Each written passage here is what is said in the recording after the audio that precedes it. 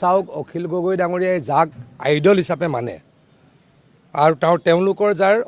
যাৰ সহযোগী আপুনি যদি আজি কেৰালাত গৈ চাই কেৰালাৰ লোন হাইয়েষ্ট আপুনি অসমৰ দেশৰ 10খন লোন লোৱা ষ্টেটৰ ভিতৰত অসম নাই আপোনালোকে এইমাত্ৰ চাওক এইমাত্ৰ গুগলত চাৰ্চ কৰক 10খন দেশৰ বেছি ঋণ লোৱা ৰাজ্যৰ মাজত অসম নাই তাত কোন কোন আছে কেৰালা আছে পঞ্জাব আছে তাতে আছে বেংগল আছে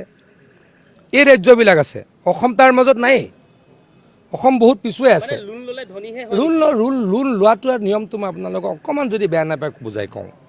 FRBM বুলি এখন এক্ট আছে আৰু RBI গাইডলাইন আছে তেওঁলোকে ক'ব যে ইমান লোন ল'ব পাৰে ষ্টেট গভৰ্ণমেণ্ট এখনে উইদাউট চেণ্ট্ৰেল গভৰ্ণমেণ্টছ বা without RBI without FRBM act কোনো লোন ল'বই নোৱাৰে এখন এক্ট আছে এই এক্টখনৰ মতেহে লোন ল'ব পাৰে কিন্তু মই গৌৰৱৰে ক'ব পাৰোঁ অসম চৰকাৰে যিমান লোন ল'ব লাগে সিমান ল'ব পাৰে সিমান আজিলৈকে লোৱা নাই যদি বছৰত 5,000 কোটি অসম চৰকাৰে ল'ব পাৰে অসম চৰকাৰে লয় 4,000 কোটি টকা এই কথাবিলাক অখিল গগৈ ডাঙৰীয়াই জানিও নজনা পাব ধৰে আৰু আমি যোৱাবাৰ বিধানসভাত এটা কথা কৈছিলোঁ যে অখিল গগৈ ডাঙৰীয়া লোনৰ টকাৰে আপোনাৰ সমষ্টিৰ কাম নকৰোঁ বুলি আপুনি বিধানসভাত কওক এটাতো মই প্ৰথম কথা ক'লোঁ যে লোন অসম দেশৰ 10খন ৰাজ্যৰ মাজত নাই জাষ্ট আপোনালোকে চাৰ্চ কৰক মই অখিল গগৈ ডাঙৰীয়াক চেলেঞ্জ কৰিছোঁ দেশৰ 10খন লোন লোৱা ৰাজ্যৰ মাজত অসম নাই অসম বহুত পাছত আছে আৰু লোন ল'ব পাৰে কেন্দ্ৰীয় চৰকাৰৰ নিয়ম মানিহে RBI ৰিজাৰ্ভ বেংক অফ ইণ্ডিয়াৰ নিয়ম মানিহে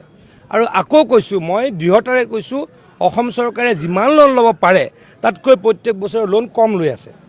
আৰু এইটো গোটেই দেশৰ গোটেই পৃথিৱীৰ ফেন'মেনন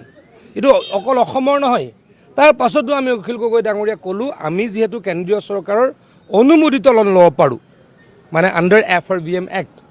RBI অনুমোদিত লোন ল'ব পাৰোঁ লোন লৈছোঁ আৰু কম লৈছোঁ দেশৰ 10খন ৰাজ্যৰ মাজত অসম নাই তাৰ পাছতো যদি আপোনাৰ অসুবিধা হয় আপুনি কৈ দিয়ক শিৱসাগৰ সমষ্টিত লোনৰ টকাৰে একো কাম কৰিব নালাগে সেইটোতো তেওঁ নামানে